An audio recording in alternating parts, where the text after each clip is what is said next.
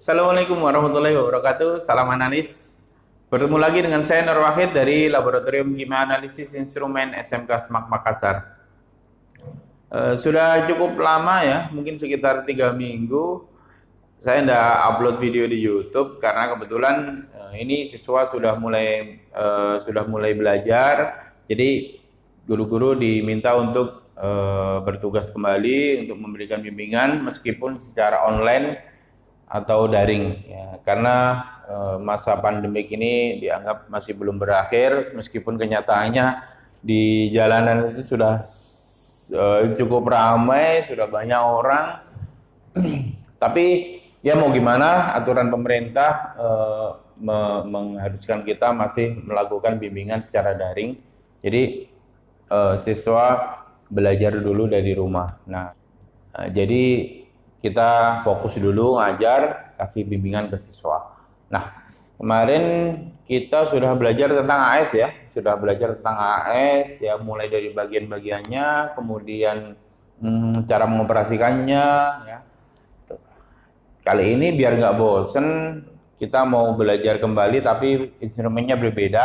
Instrumennya kali ini instrumen namanya HPLC, seperti yang di belakang saya ini. HPLC atau High Performance Liquid Chromatography, atau dalam bahasa Indonesia biasa disebut itu kromatografi cair kinerja tinggi atau KCKT ya, disingkat KCKT, kromatografi cair kinerja tinggi.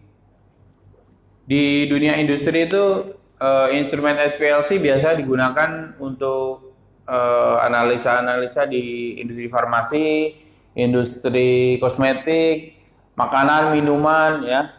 Kemudian ada juga yang digunakan di narkoba ya, itu bisa juga. Kemudian vitamin-vitamin itu bisa dianalisa juga dengan instrumen HPLC. Vitamin C misalkan ya, bisa dianalisa dengan instrumen kita ini ya. Kemudian bisa juga untuk analisa kopi ya, kafein dalam kopi, bisa untuk kafein dalam obat-obatan ya. Kebetulan yang kita lakukan nanti analisa kafein dalam obat ya. Kenapa enggak kopi? Kirimin dulu sampel kopi ya.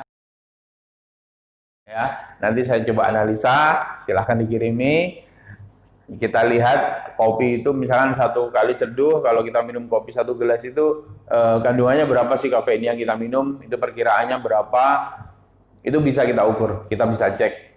Kan kopi itu kalau menurut penelitian kan bisa meningkatkan stamina ya. Bahkan ada istilahnya orang Indonesia itu, kopi itu kepanjangannya ketika otak perlu inspirasi. Nah, itu habis minum kopi itu seger, pikirannya seger, katanya bisa mikir lagi dengan jernih kayak gitu. Saya sendiri termasuk peminum kopi, penikmat kopi, dan memang kopi itu memang bagus, tapi yang penting jangan berlebihan ya, jangan berlebihan. Makanya kita bisa lihat nanti 1 gelas kopi itu berapa kadarnya, itu kita bisa analisa ya. Semoga nanti ada kesempatan ya, supaya kita tahu maksimal berapa gelas sih yang kita kopi yang boleh kita minum dalam 1 hari itu ya, seperti itu. Kemudian prinsipnya apa sih sebenarnya dari kromatografi itu? Kromatografi cair itu prinsipnya sebenarnya pemisahan. Jadi kalau ada sampel itu dipisahkan ya, misalkan ada sampel di dalamnya itu banyak kandungan senyawanya, banyak kandungan zatnya, zat organik misalkan. Kalau mau dianalisa ya kita harus pisahkan dulu senyawa-senyawa tersebut ya. Senyawa tersebut dipisahkan. Kemudian setelah dipisahkan baru dianalisa dengan suatu detektor. Nah, pemisahan dari senyawa tadi itu terjadi biasa karena ada perbedaan sifat dari masing-masing senyawa ya. Jadi yang namanya senyawa kimia atau senyawa organik itu pasti memiliki perbedaan sifat, entah itu bentuk molekulnya, entah itu berat molekulnya, atau mungkin ukuran molekulnya. Nah, itu bisa menyebabkan perbedaan distribusi ketika sampel itu dilewatkan dalam sebuah fase diam. Jadi ada yang namanya fase diam, kemudian ada lagi namanya fase gerak. Ibaratnya gini, kalau kita mau lihat itu kita anggap aja ada sungai ya, ada sungai, suatu aliran sungai. Aliran sungai itu ada batu-batu banyak banget, ada batuan. Jadi ada batu-batu gede itu banyak banget. Nah, kita anggap si batu tadi itu sebagai fase diam. Fase diam, si air sungai itu sebagai fase gerak, ya. Jadi si sungai sendiri namanya itu fase diam, ya. Ada batu-batunya itu kita anggap fase diam, air sungai kita anggap fase gerak. Nah, misalkan ada daun, ada kayu yang jatuh di sungai, misalkan. Ketika jatuh di sungai, terbawa oleh arus air. Nah, anggaplah itu sebagai senyawa yang berbeda, ya. Kemudian itu si daun, kemudian batang kayu, misalkan ada lagi ranting pohon, ya. Ketika melewati batuan tadi, otomatis mungkin ada yang nyangkut dulu, ya, tidak langsung terbawa arus, ada yang bisa langsung lewat, karena ada lagi mungkin yang nyangkut, kemudian mengalir tapi lambat, ikut aliran sungai tapi lambat, mungkin ada yang seperti itu. Nah, itu karena ada perbedaan sifat dari si daun, si batang, sama si ranting tadi, seperti itu. Nah, seperti itu gambarannya instrumen kromatografi nanti, ya. Misalkan panjang sungai itu 100 meter, si daun, kayu, sama ranting tadi itu berapa lama waktu yang dibutuhkan, ya, berapa lama waktu yang dibutuhkan oleh daun dan ranting tadi untuk sampai ke ujung, ya, sepanjang 100 meter itu, ya. Setelah melewati batuan tadi, pasti waktunya akan berbeda dari masing-masing tadi, antara kayu, kemudian si daun, ya, ranting tadi, yang pasti akan berbeda. Nah, itulah gambarannya instrumen kromatografi nanti, ya. Ada fase gerak, ada fase diam, ya. Kemudian ada panjang tertentu dari suatu namanya kolom, ya, kita sebutnya kolom. Itu kurang lebih, ya, kita anggap tadi 100 meter. Kemudian nanti ada perhitungan waktu selama dia melewati 100 meter tadi itu waktunya berapa, mulai dari jatuh sampai ke ujung, ya.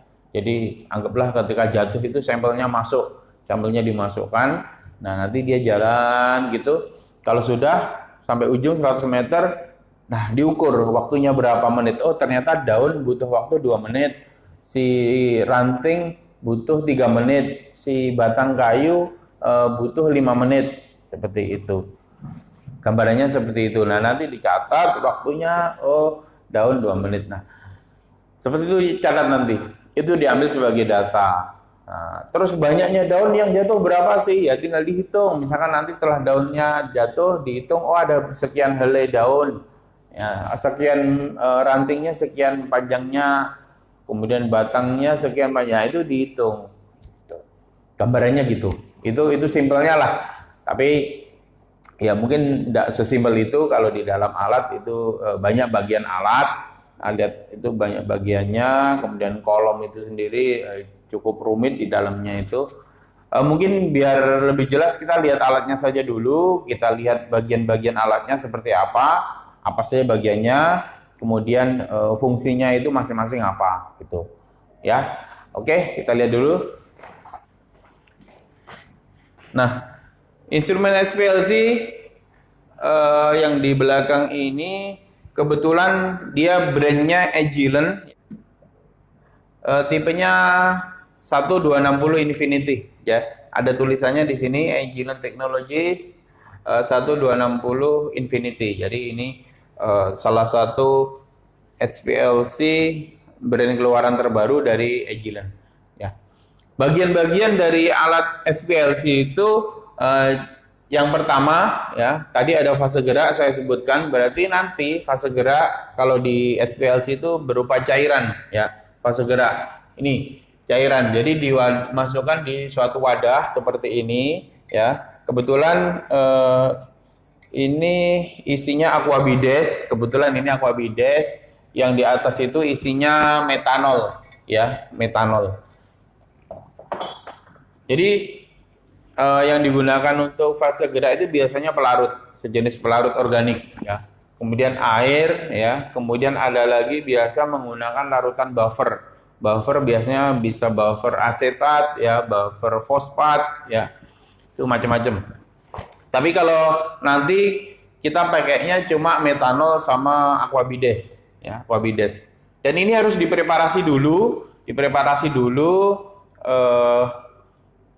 preparasinya kita harus gunakan filter ya. Kemudian metanol yang digunakan itu pun harus metanol yang khusus. Metanolnya metanol yang liquid chromatography grade ya. Nanti akan saya tunjukkan juga bagaimana cara melakukan preparasi fase gerak ya, mulai dari seperti apa, metanolnya yang seperti apa, kemudian bagaimana cara menyaringnya ya. Kemudian ada tahapan-tahapan lain dalam preparasi. Nanti saya tunjukkan. Kemudian setelah wadah fase gerak ini ada bagian pompa. Ini bagian pompa ya. Saya buka aja. Ini bagian pompa seperti ini. Ini pompa. Gunanya pompa sendiri untuk ya memompa fase gerak tadi ya, supaya dia mengalir ke dalam suatu sistem. Ini namanya sistem utuh itu ini. Ini sistem HPLC. Jadi ini satu sistem. Kemudian mengalir itu fase gerak ya.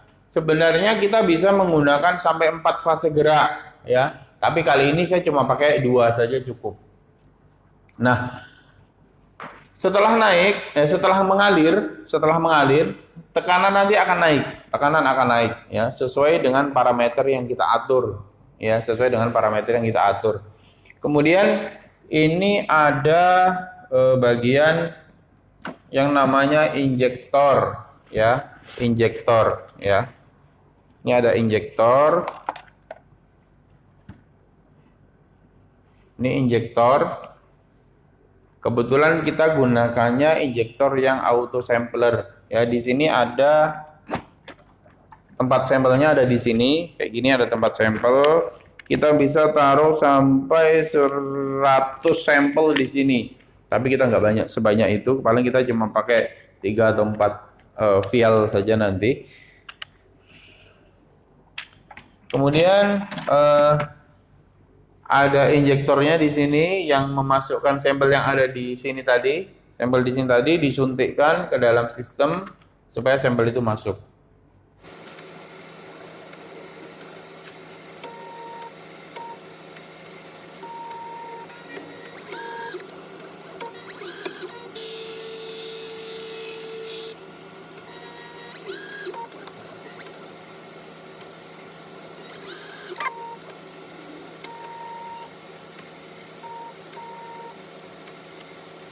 Nah, kemudian setelah injektor ada lagi bagian yang penting tadi, kolom tadi. Kolom ya. Kolomnya ada di dalam oven. Nih, ini ada oven di sini. Jadi ini ada pemanas oven. Suhunya bisa di kisaran sampai 80 ya. Karena tidak perlu terlalu tinggi juga ya. Paling di kisaran main suhu itu di kisaran 40-60 ya, sesuai metode lah ya. Nah, ini kolomnya ada di sini dipasang nih kolom. Kolom seperti ini ada lubangnya, saya buka. Nah, ini dipasang. Lubangnya kecil banget ya. Sampel masuk nanti. Dan di dalam kolom inilah nanti terjadi pemisahan. Jadi anggaplah tadi si kolom ini batuan di sungai tadi. Nah, setelah keluar dari kolom, senyawa yang ada di sel nanti di sampel tadi akan terpisah. Jadi akan terjadi terpisah, kemudian masuk ke bagian yang namanya detektor. Jadi keluar dari kolom itu sudah terpisah, ada zat A, B, C, D, keluarnya tidak bersamaan. Meskipun ketika masuk di injektor, sampel ini masuk ya, sampel masuk, berarti kan masuknya bersamaan itu semua komponen, semua senyawa itu. Nah, ketika keluar dari kolom, itu keluarnya tidak bersamaan, bergantian. Kenapa? Karena terpisah. Kenapa terpisah? Karena ada perbedaan sifat tadi. Tuh. Nah, dia masuk masuk ke detektor. Nah, masuk ke detektor pun secara bergantian karena keluarnya dari sini bergantian, ya. Nah, ketika masuk di dalam detektor nanti, si detektor akan membaca ketika sekian menit keluar zat A, sekian menit keluar zat B, sekian menit keluar zat C. Kemudian setelah diketahui secara kualitatif, dia hitung secara kuantitatif, ya, secara kuantitatif. Tuh. Kebetulan di sini ada 4 detektor. Ada 4 detektor yang digunakan. Yang ini detektor UV yang paling bawah ini, yang ini detektor array, diode array detektor atau ya PDA atau DAD biasa disebut diode array detektor.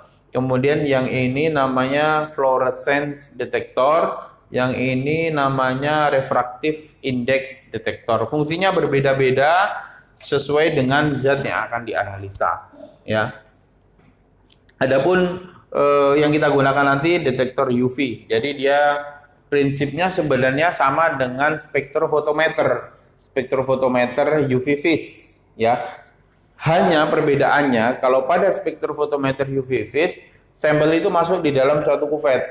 Nah, di dalam kuvet tidak ada pemisahan dari sampel, ya. Sehingga ketika sampel itu dilewati oleh sinar UV atau visible, bisa jadi senyawa lain itu akan memberikan gangguan terhadap sampel yang ingin dianalisa, senyawa yang akan dianalisa. Nah, kalau pada HPLC ada pemisahan. Nah, ketika senyawa itu masuk ke dalam detektor, otomatis yang terbaca itu hanya benar-benar si senyawa yang akan dianalisa tadi, ya, karena sudah terpisah dengan yang lain.